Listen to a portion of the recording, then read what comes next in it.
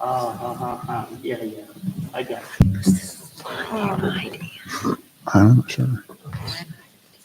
Yeah, we never played that much. I wish we would have. Don't recognize her. We had a good team.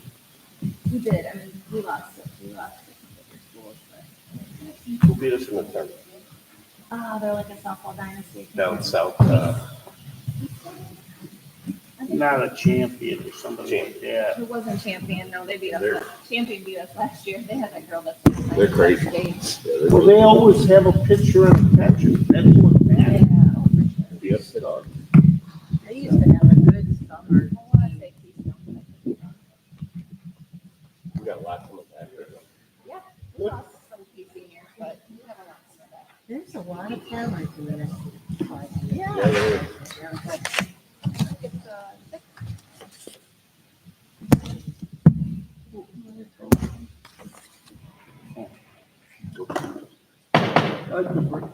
Sorry. Bring the meeting to order.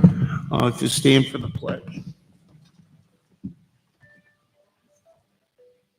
I pledge allegiance to the flag of the United States of America and to the republic for which it stands, one nation, under God, indivisible, with liberty and justice for all.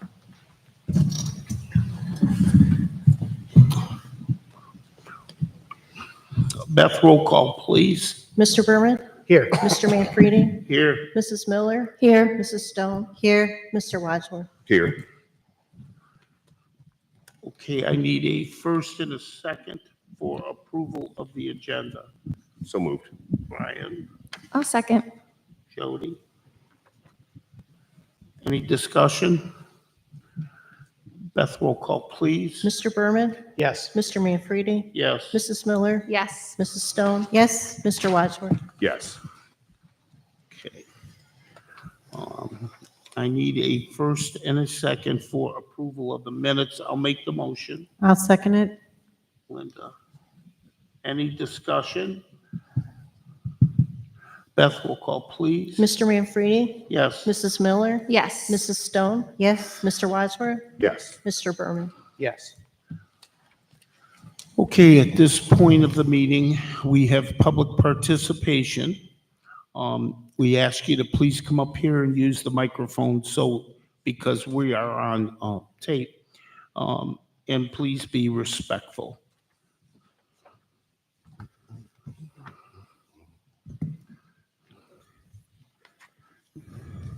Hello, my name's Jessica Cornera. I live at 14745 Aspen Hills Lane, Burton residence and Berkshire parent. I'm here to tell you of a complaint I filed against Berkshire School Board member Brian Wadsworth regarding his alarming and inappropriate behavior towards my husband, Ronald Cornera III, on school property during the Berkshire High School graduation on May 18th, 2025. At approximately 3:38 p.m., Mr. Wadsworth followed my husband into the parking lot where he confronted him in a manner that was not only unprofessional but also threatening. This incident occurred in the presence of our 15-year-old daughter, who is a Berkshire High School student, after the ceremony of our son, which further exacerbates the inappropriateness of his actions. During Mr. Wadsworth's presentation on May 18th, I witnessed Mr. Wadsworth forcefully push his shoulder into Ron Guarnera's shoulder and said, "So I'm not rotting in hell yet, we need to talk," before he walked away. This behavior is acceptable for a school board member and does raise serious concerns about his judgment and professionalism. Mr. Wadsworth has previously sent messages to Ron Guarnera expressing his displeasure with Mr. Guarnera's social media posts. On May 1st, 2025, he ominously remarked in a private message to Mr. Guarnera, "That's two," leaving us to question what further action he might consider at 3. This incident overshadowed what should have been a joyful celebration of our son and our family. This was a huge accomplishment for our son, as he has battled depression his entire high school career and is a survivor of a suicide attempt that occurred in his 9th grade year.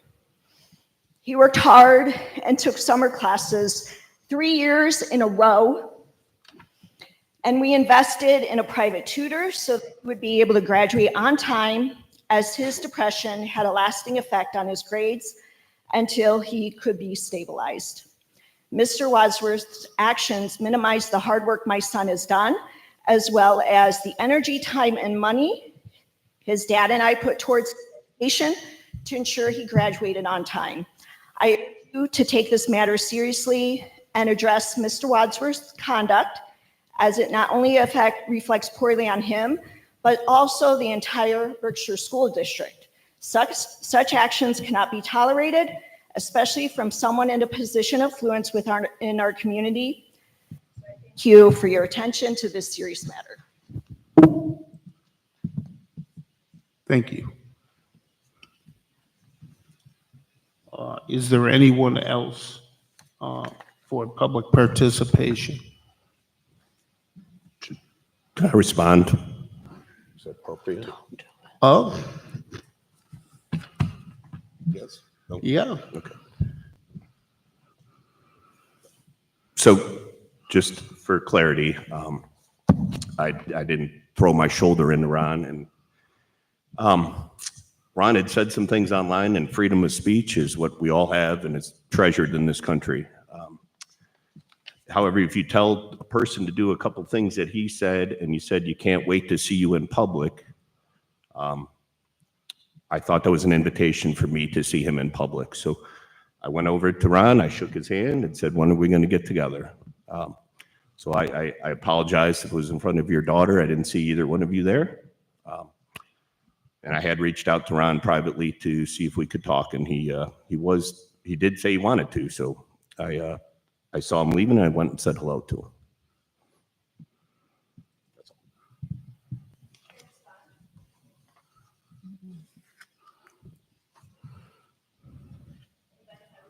Do you want to respond? Is that what you said?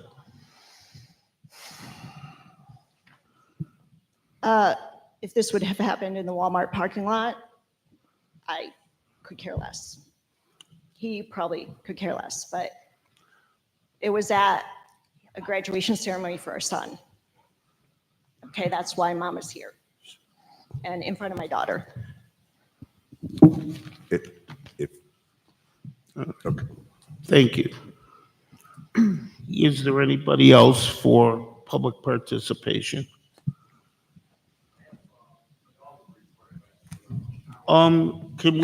Should I do that under new business, or do you want to? We'll do it under new business, Raj. Okay. Public participation's closed. Treasurer's report.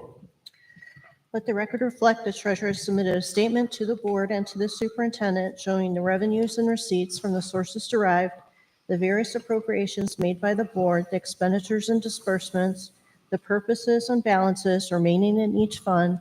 The financial statements for the period ending May 2025 has been submitted subject to audit and includes the financial summary, appropriation and revenue summary, check register recap, and bank reconciliations. I have a motion to approve the following donations as listed. So moved. I'll second. Ryan and Dan. Any discussion? Beth will call, please. Mrs. Miller, Abstain. Mrs. Stone, Yes. Mr. Wadsworth, Yes. Mr. Berman, Yes. and Mr. Manfredi. Yes. Oh, Thank you. Can I have a motion to approve the following financial I know. statements as listed? So moved. Dan, I'll second. Ryan. Any discussion? Beth will call, please. Mrs. Stone, Yes. Mr. Wadsworth, Yes. Mr. Berman, Yes. Mr. Manfredi, Yes. and Mrs. Miller. Yes. Thank you. Can I have a motion to approve the following insurance companies for the 25-26 insurance policy? We have Ohio Schools Plan is going to cover our property and liability, and then Travelers will cover cyber and crime. So moved. I'll second. Linda. Joe. Any discussion? Beth, roll call, please. Mr. Wadsworth, Yes. Mr. Berman, Yes. Mr. Manfredi, Yes. Mrs. Miller, Yes. Mrs. Stone. Yes. Thank you. Okay, treasury report is complete. Superintendent's report. I would like to request a motion to approve the following supplemental positions as listed. So moved. Jody, I'll second. Dan. Any discussion? Beth, roll call, please. Mr. Berman, Yes. Mr. Manfredi, Yes. Mrs. Miller, Yes. Mrs. Stone. Yes. And Mr. Wadsworth. Yes. I would like to request a motion to approve the following personnel items, administrative, certified, and classified as listed. So moved. A second. Brian. Any discussion? Beth, roll call, please. Mr. Manfredi, Yes. Mrs. Miller, Yes. Mrs. Stone. Yes. Mr. Wadsworth. Just want to make sure. You're not on here. You should be good on this one. Am I good on this? All right. Yes. And Mr. Berman. Yes. I would like to request a motion to approve the following volunteers as listed. So moved. Linda, Second. Dan. Any discussion? Beth, roll call, please. Mrs. Miller, Yes. Mrs. Stone. Yes. Mr. Wadsworth, Abstain. Mr. Berman, Yes. Mr. Manfredi. Yes. I would like to request a motion to approve the attached graduating class list for the 2024-25 school year as attached. So moved. Brian. I'll second. Is it Linda? Me. Jody, okay. We need to sit on opposite ends, opposite sides I of know, you. I know, it's all right. Any discussion? I just was, as I looked through there, there's so many that had so many extra added titles or recognition on there by their names. That was pretty impressive. 111, and I think 75% of them had a state-approved pre-apprenticeship. Oh, it's pretty impressive. Any further discussion? Beth, roll call, please. Mrs. Stone, Yes. Mr. Wadsworth, Yes. Mr. Berman, Yes. Mr. Manfredi, Yes. Mrs. Miller. Yes. I would like to request a motion to approve the resolution for the State of Ohio's Model Policy and Procedures for Special Education as attached. So moved. Brian, I'll second. Any discussion? Beth, roll call, please. Mr. Wadsworth, Yes. Mr. Berman, Yes. Mr. Manfredi, Yes. Mrs. Miller, Yes. Mrs. Stone. Yes. And I would like to request a motion to approve the following contracts as listed. The first three are for specific special education services. Bloom Board is for our Grow Your Own Teacher program. The ETLA membership is for Senate Bill 29 compliance. That's the technology agreement to make sure that there's no third-party tracking of our data. We have Gardner for our mechanical operations of the building, our tech internship that's going to allow us in the future to award apprenticeships for our tech internships. And then the rest of the contracts are for the workforce development campus that's coming out of the grant that Senator O'Brien helped us procure. So moved. Jody, Second. Brian. Any discussion?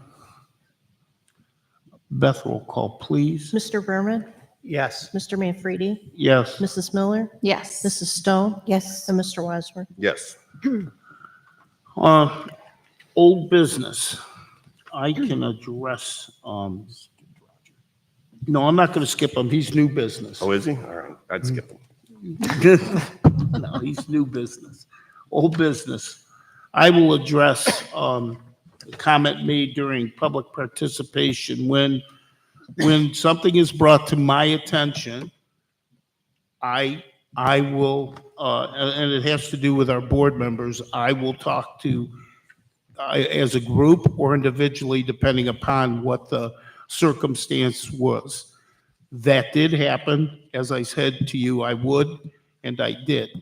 So I want you to know that was addressed. Okay. Any other old business?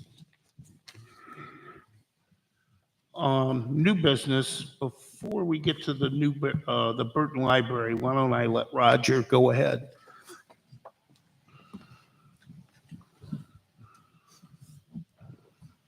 Do I need this? Yes. You don't need to speak into it, Roger, so that people who watch online can hear you. On behalf of Auburn, I'd like to say a couple things to announce here. As you guys are probably aware, we've hired a new superintendent. Very excited about our Peter here. He's got a bunch of great ideas, a bunch of good stuff going on, and we have a garden that's blossoming really, really fast, and we're just adding fertilizer to some of the things going. The reaching down into the grade, middle schools and stuff, those programs are just, we have 70-some programs. Roger, could you talk closer into the mic? Thanks, because I'm having a hard time. Yeah. It is. Okay. If you hold the I got bottom it. of it, it doesn't Thank work. you. So hold towards the top. Got to get on top of it, okay. Yeah. So we have, 75 programs now through the different, Great. Hold it Yeah. closer to the top. The bottom is the receiver. There you go. Blocking my signal. There you go. Much better. Anyhow, we're very excited about our new leader. And Joe comes to us from the Mentor District as their work development leader up there, and he was very networked into all the different categories. John knows him well, and he's worked with you guys, and he's taken off. He's hit the ground running and done some really cool stuff, and we're going to see some really exciting stuff over the course of the next year with a strategic plan we're planning to put together. So we'll be anxious to share that with you. And also appreciate having Dan serve with us up there. He's been a very good voice for the board and for Berkshire. And I am extremely proud to be representing Berkshire because on that board, there's not another school up there that can say some of the things that are happening at Berkshire. We are definitely a leader. And, carry on. That's all good stuff. So just saying that. Appreciate it. Thanks.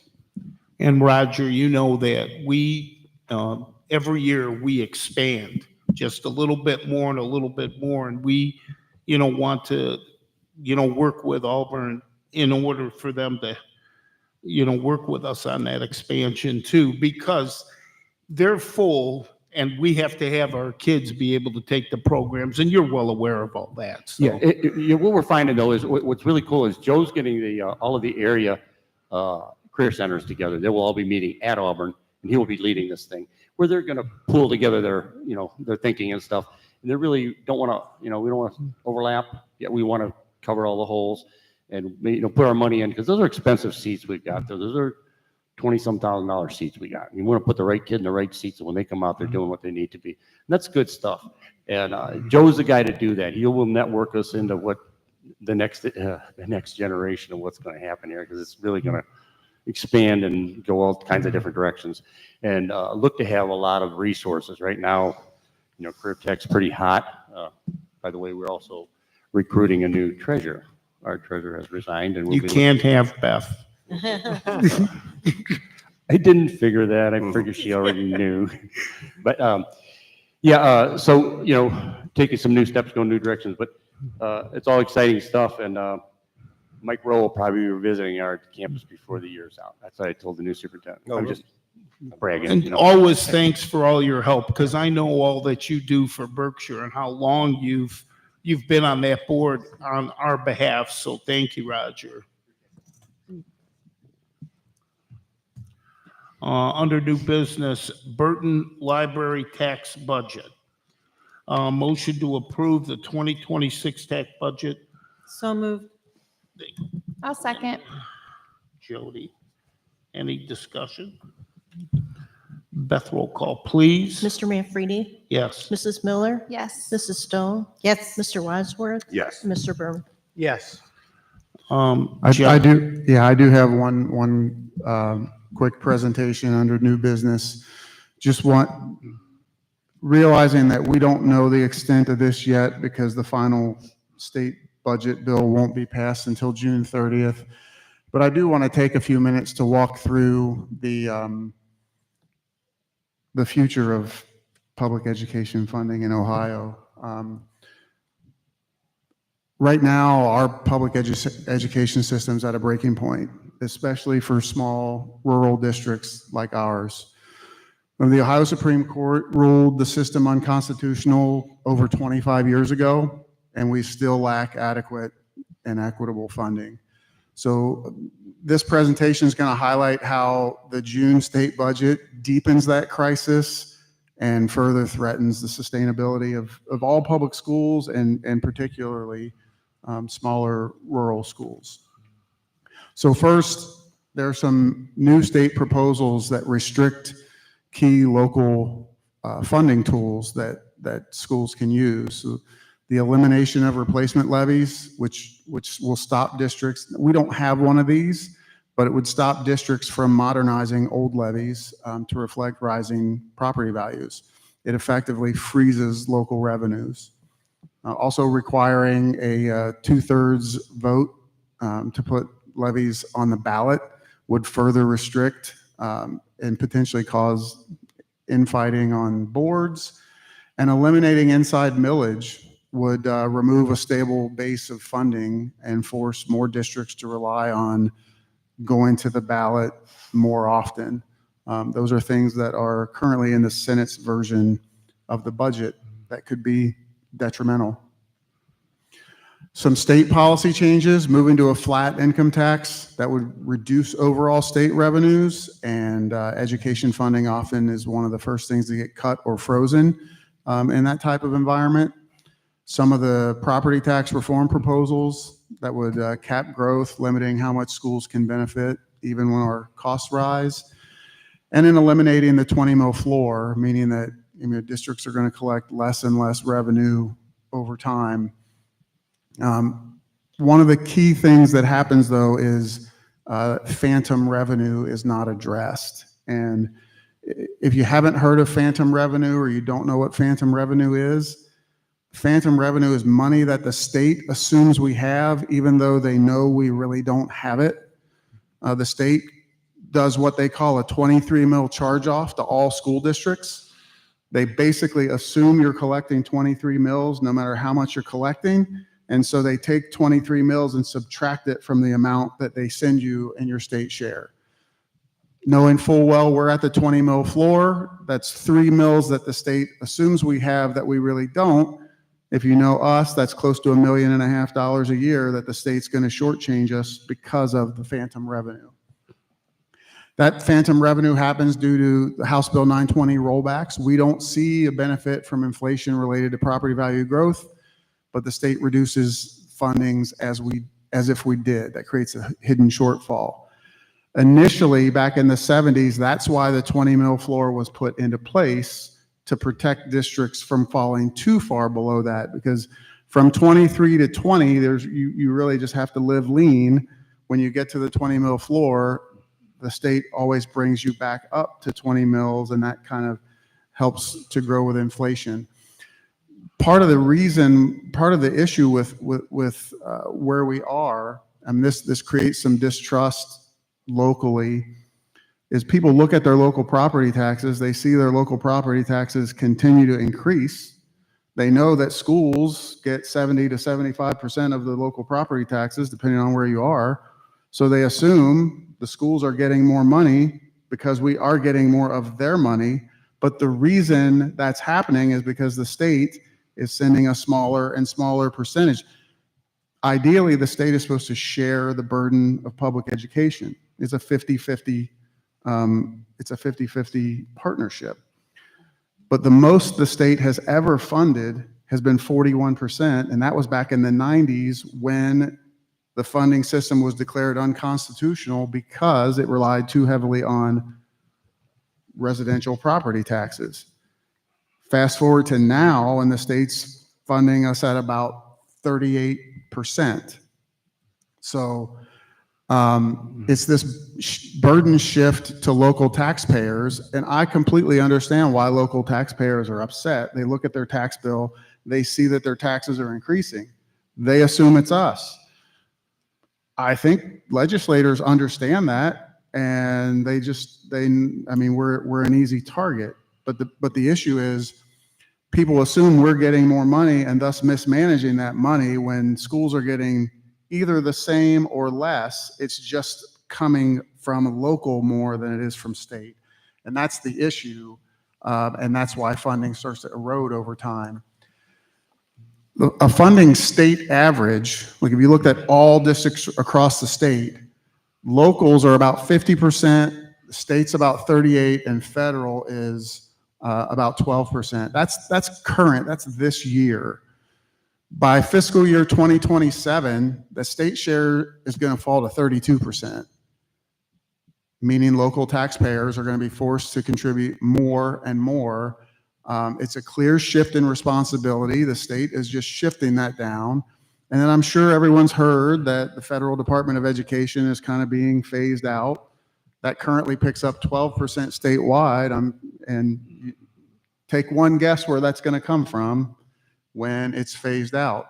Now, that's the picture for a state average.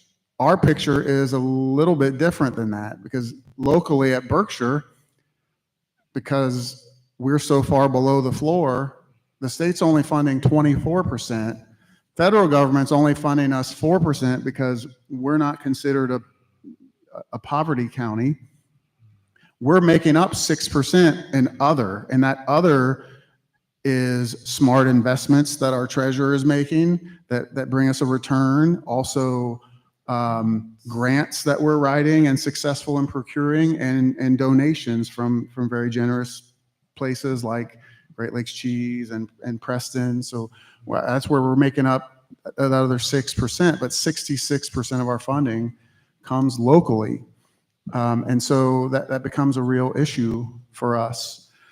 Rural schools like ours are typically hit the hardest when the budget, issues like this happen. So declining state share, fewer tools to raise local funds, smaller tax bases to draw from.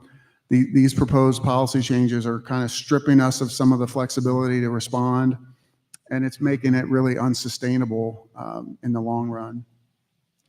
If the current trends continue, we risk hollowing out the public education system.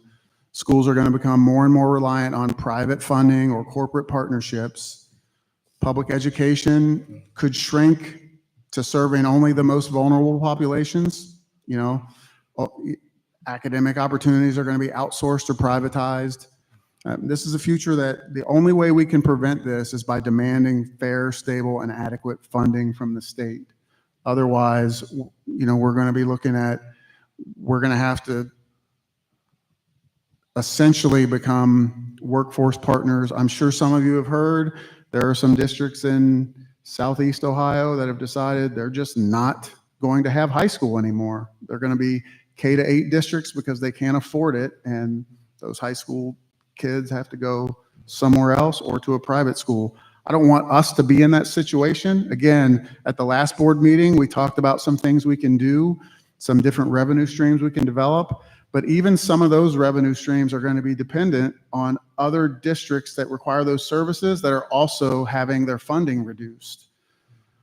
On top of that, the budget bill is also looking to add more requirements in terms of, like, we just went through all these science of reading requirements, curricular requirements, additional training, additional purchase of curricular materials. They're looking to do the same thing with math, and then they're going to follow that up with science, and then they're going to follow that up. So more funding demands that they're not funding with less state share to support the funding.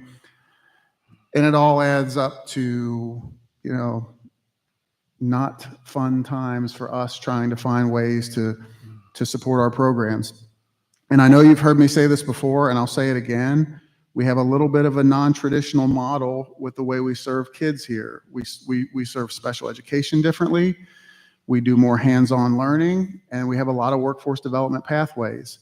And that model has shown success in terms of test scores are increasing, state report card rating has been increasing, and lots of different opportunities and more things for kids to do when they leave here. So it's promising, but it's going to, I mean, the more that funding gets restricted, the more it's going to be hard to be innovative, to compete. And we want to compete. If the state would go back to funding open enrollment in terms of, hey, if a kid chooses to leave us and go to a private school because they think the private school's better, that's fine. The problem is those who are leaving other schools and coming to us, we no longer get that benefit. So it's not really a parent choice if public isn't one of the choices. If the state would just go back to funding open enrollment, we would not have funding issues because we are a pretty popular destination right now. I'm looking at 100 plus on a waiting list for open enrollment that I have to make decisions about later this month. If it were a true competition, I think that would be fine. I'm all for competition. I think we can compete with anyone. The problem is when over $1 billion are pumped into vouchers and they can take those vouchers and go to private schools where there's zero restrictions, no financial restrictions, no curricular restrictions, none of the, and we're strangled and suffocated by restrictions. It no longer becomes a competition. It becomes the rec sport where if your dad's the coach, you get to play quarterback. Well, right now, these rich private school donors are dad, and the state's letting their kid play quarterback. I mean, that's where we are here. And like I said, I'm all for competition, would love competition. So we continue to ask for open enroll to be funded the way it used to be, or apply the voucher to children, families that are open enrolling to our district, or either remove restrictions and let us play by the same rules, or add the restrictions we have to the other schools, because I'm sure they would jump out of the competition as soon as that happened. If we can do those things, we'll be fine. We'll continue to fight for that, but I did want you to have a clear picture that, you know, this budget in June, at the end of June, does not look promising for us. But as always, we'll keep plugging away. We'll keep looking for additional revenue streams. We've been pretty innovative. We've had the entrepreneurial mindset. I think that puts us maybe a step or a half step ahead of some other districts that are going to really struggle, but it won't be long before it catches up to us if it continues this direction. That was my great new business. To add to what John said, I want to make clear on a few things. We live in the third richest county in the state. There's two that are above us.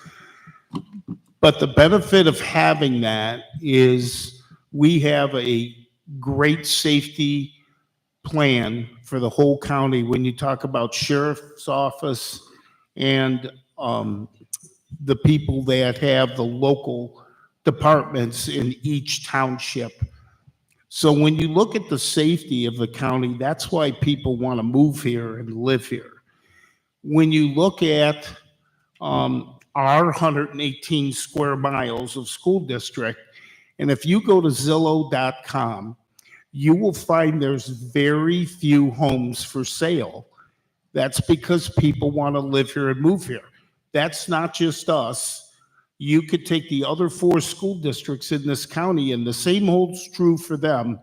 People want to live here and move here. They may not work here, but they want to live here because of the safety aspect and because of the educational aspect. You could take St. Helens, St. Anselm, St. Mary's, and Notre Dame Elementary, plus NDCL High School, even though we're talking about things where they get money from the state, Those are good places that provide a good education as well. So again, that's why people want to live in this county. What I can tell you is what your auditor gave you 2 years ago, about July 2 years ago, a letter went out to all of you telling you that your properties are going to be reappraised and they're going to go up. I could tell you in 4 more years, that's going to happen again because this is a desirable place to live.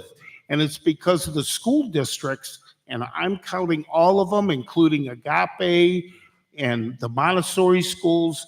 All of them are doing a wonderful job of educating these kids. And it's a desirable place to live. I'm not in favor of our taxpayers picking up 66%, no more than they are.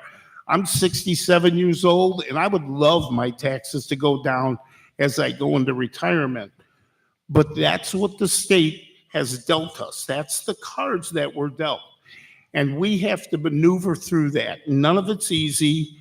And I just want to ask Beth a question. Orwell gas taxes that we were due, where do those stand right now? So I just looked at the docket.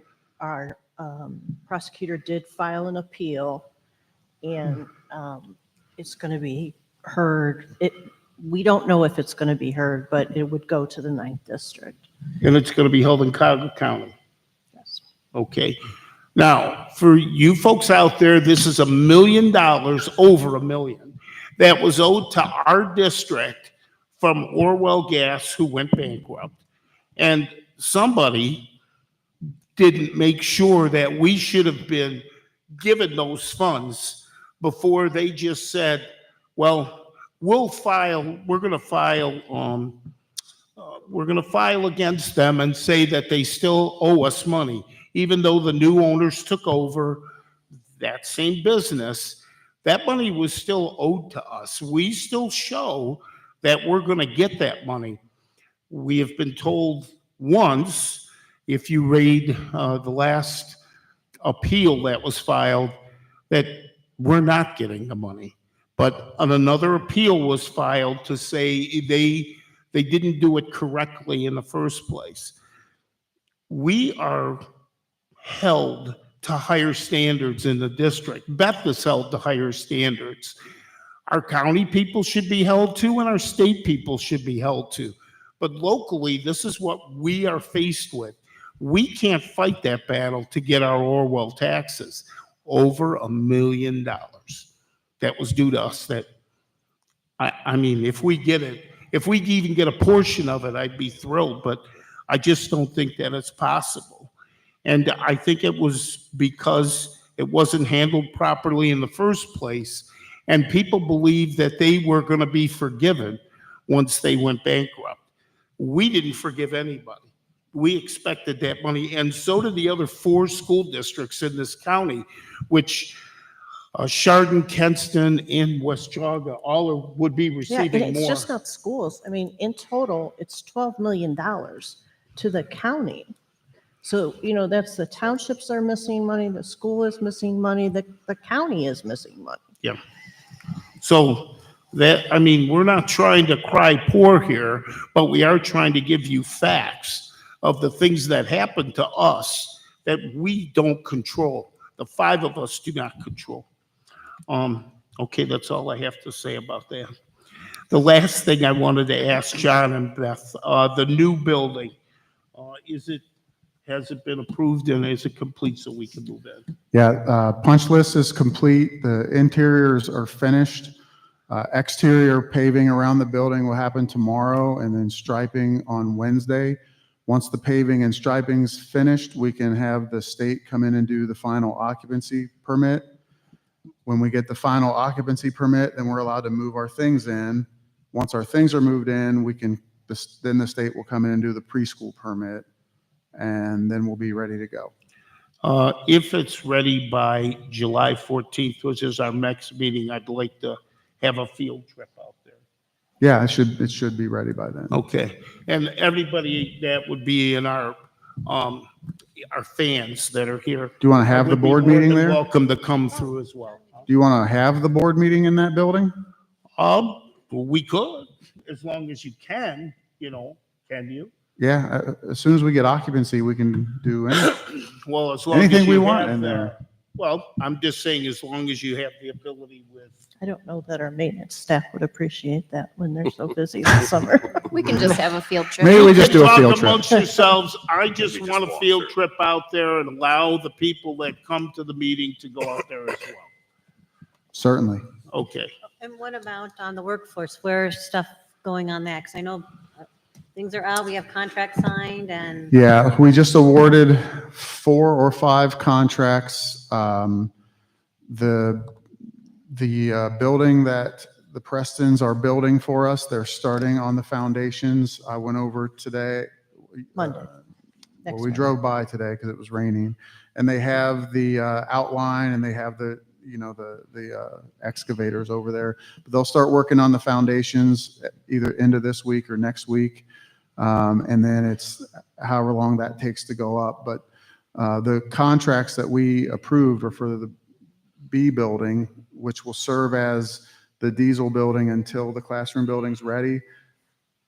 Early indications are that the building should be ready in September when we start. But if it's not, we have B building to run the diesel classes out of until it's ready. So, but yeah, that's just clean up. And I know that Burton Flooring is making some donations of flooring and things like that to us over there. And so again, a lot of different community partners making some donations, some donations of labor, some donations of product.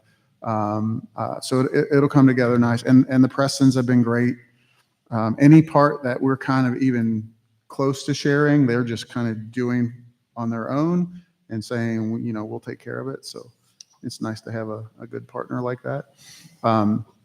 They don't have some of the same type of restrictions that we have, so they can move a lot faster. And being in the private sector, they're not used to having to move this slow. So sometimes they get a little frustrated, but I think they understand. And I think we'll be ready to go, and we'll kick off there. Our transportation department has already started moving their stuff into the offices, and then probably toward the end of June, beginning of July, we'll move all the buses over there, and then we'll move all the stuff from the fairgrounds building over, and we'll be completely out of that old board That office. has and to be in our new done by the space. end of July, right? Correct. Thank you. Any other board discussion? No, sir. Okay. Is there any need for executive session? If there is no need, I'll make a motion to adjourn. Second. Brian will second. Any discussion? Beth, roll call, please. Mrs. Miller, Yes. Mrs. Stone, Yes. Mr. Wadsworth, Yes. Mr. Berman, Yes. Mr. Manfredi. Yes. Thank you all for coming.